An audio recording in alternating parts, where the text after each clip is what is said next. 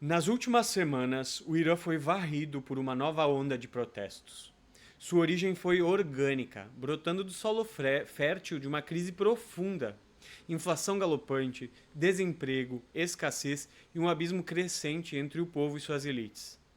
Esta foi, inicialmente, uma explosão de dor doméstica no país. Mas a resposta do regime foi forte: corte da internet, prisões e força letal. O ponto de virada, porém, veio de fora do país. Os Estados Unidos, em uma declaração que ecoou por todo o globo, ameaçaram intervir militarmente, alegando defender as aspirações democráticas do povo iraniano.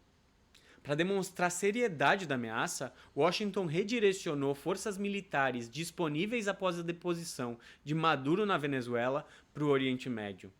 E a mensagem de Washington era uma só: estavam preparados para agir no Oriente Médio. Então aconteceu o inesperado. A ameaça externa não esmagou o regime, ela o fortaleceu momentaneamente. Ruas antes tomadas por protestos econômicos foram inundadas por uma onda massiva de apoio ao governo. Cidadãos foram às ruas não para derrubar o Ayatollah, mas para defender a soberania nacional contra uma intervenção estrangeira. Este paradoxo é chave, porque uma nação em agonia interna se une diante de uma ameaça externa. E a resposta não está apenas nos últimos meses, mas em décadas de história, em uma guerra não declarada pela hegemonia global, em uma verdade incômoda. O sofrimento de um povo não se traduz automaticamente em desejo por uma bandeira estrangeira no seu território. Este é o assunto do vídeo de hoje, e se você se interessa por esses assuntos, te inscreve no canal, curte e comenta. Obrigado pela sua presença aqui. Para entender o estado presente do Irã, a gente precisa voltar a 1979. A Revolução Islâmica transformou o Irã. Derrubou o Shah Reza Pahlavi, aliado dos Estados Unidos e do Reino Unido no Oriente Médio, e instaurou uma teocracia liderada por ayatollahs, lideranças muçulmanas xiitas. Antes, o Irã era um pilar da estratégia ocidental no Oriente Médio, principalmente por ter muito petróleo. E a revolução, porém, foi visceralmente anti-ocidental, acusando as potências de explorar o mundo muçulmano. Essa ruptura iniciou um confronto que já dura meio século. A resposta do Ocidente à Revolução Iraniana moldou o destino da região. Em 1980, os Estados Unidos e seus aliados apoiaram Saddam Hussein na sua invasão ao Irã. A guerra Irã-Iraque, um conflito de 8 anos, ceifou 500 mil de vidas iranianas. E a história seguiu seu curso irônico e brutal, porque em 2013 os mesmos Estados Unidos invadiram o Iraque e executaram Saddam Hussein. Um ano antes, colocou o Irã e Iraque dentro do mesmo eixo do mal. E a lição para o Irã foi cristalina. Para Washington, aliados e inimigos são categorias intercambiáveis definidas por um único interesse: o interesse estratégico do momento para os Estados Unidos. Mas há uma camada ainda mais profunda, a financeira. Em 1974, houve um acordo entre os Estados Unidos e a Arábia Saudita que atrelou a venda do petróleo do Oriente Médio ao dólar. Este foi o nascimento do petrodólar. Todo o petróleo do mundo deveria ser negociado na moeda dos Estados Unidos. E este sistema tornou o dólar a moeda hegemônica global, permitindo aos Estados Unidos um poder financeiro sem precedentes. Qualquer país que desafiasse essa ordem pagava um preço alto. O Irã, ao tentar vender petróleo em euros ou em yuans, seria esmagado por sanções extraterritoriais e expulso do sistema bancário internacional, o SWIFT. Asfixia econômica como arma. Além disso, o Irã vê Israel como uma criação colonial, uma base militar avançada do Ocidente.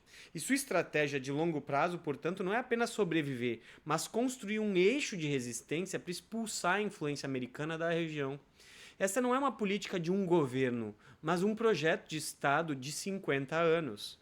Diante da inviabilidade de uma invasão direta, o Ocidente adotou uma estratégia clássica contra o Irã: o cerco. A arma principal não é um míssil, mas a fome controlada. Sanções severas isolam o país e impedem a importação de alimentos, medicamentos e peças industriais, gerando assim inflação. A situação já era grave no Irã, mas em 2025, uma breve guerra de 12 dias entre o Irã e Israel, com bombardeios americanos a instalações nucleares iranianas, empurrou a economia iraniana para o limite. Inflação de 50% em importações, empobrecimento em massa da população iraniana e colapso de vários serviços. Os protestos, portanto, têm raízes reais e profundas. A dor é autêntica, mas aqui reside o grande equívoco da análise ocidental: confundir o desejo por mudança com o desejo por intervenção estrangeira. Muitos iranianos, mesmo críticos ferrenhos do regime, veem nele o único guardião que por 5 décadas impediu o saque colonial de seus recursos naturais, principalmente do petróleo. Em tempos de ameaças externas, a lealdade nacional frequentemente supera o descontentamento doméstico. Enquanto isso, nos bastidores, uma guerra silenciosa continua. É a guerra da inteligência. Agências estrangeiras de inteligência armaram grupos radicais internos para provocar violência no Irã, criando o caos que justificou uma repressão ainda maior por parte do regime. Simultaneamente, há movimentos como o da Turquia, que é uma rival regional do Irã, de certa forma ambígua, que nesse momento escolheu ajudar o Irã a neutralizar células curdas que tentaram entrar para inflamar os protestos internos nas fronteiras comuns entre a Turquia e o Irã. Esta dança de influência de inteligência ela é antiga. O que mudou hoje é a velocidade e as ferramentas, redes digitais, operações psicológicas e desinformação em escala global. Mas ainda assim o regime iraniano mostrou eficiência. Em menos de 2 semanas, conteve os distúrbios, eliminou as ameaças internas e redirecionou o foco nacional para a verdadeira ameaça ao regime: uma possível ofensiva militar conjunta de Israel e dos Estados Unidos contra o Irã. E essa ameaça integra um plano muito maior. As ações contra o Irã não são isoladas, são parte de uma estratégia com muitas táticas.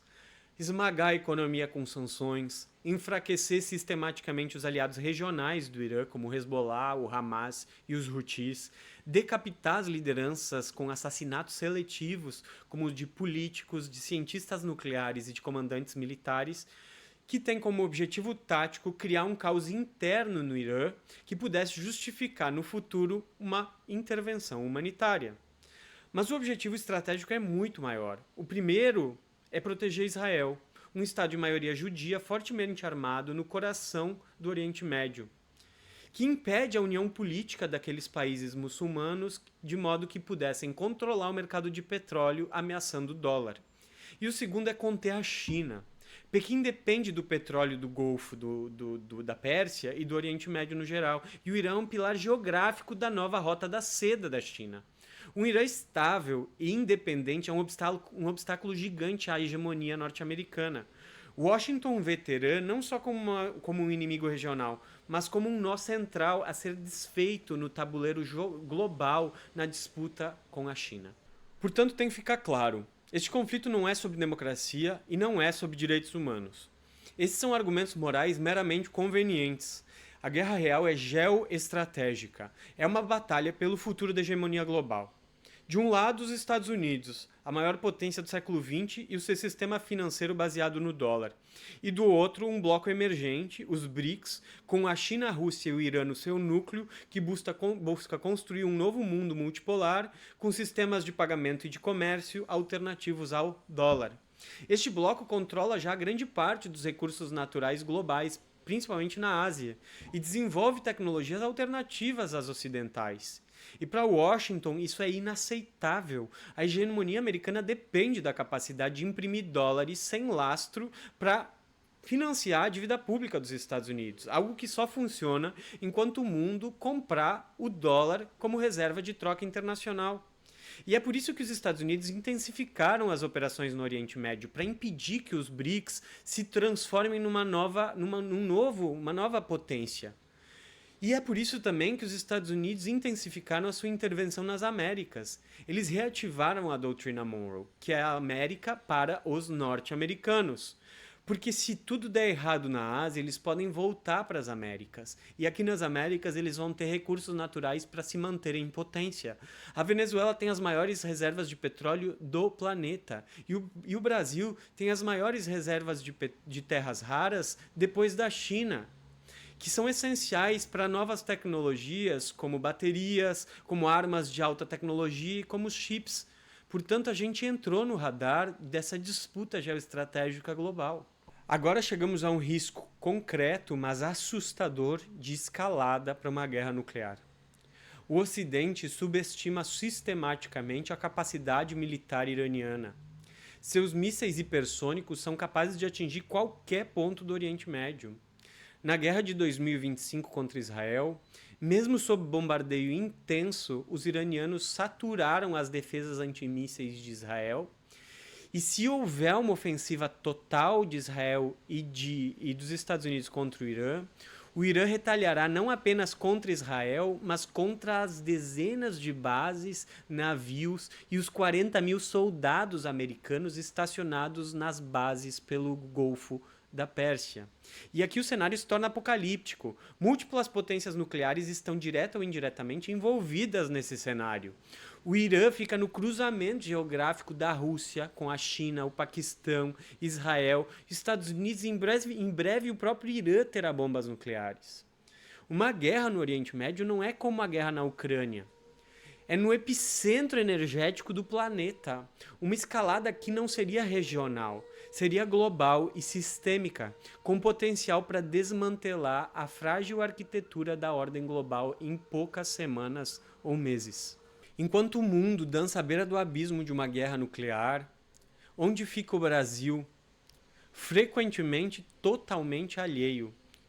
Nossa elite política discute reformas pequenas e acordos comerciais obsoletos, enquanto o mundo caminha para um possível colapso sistêmico.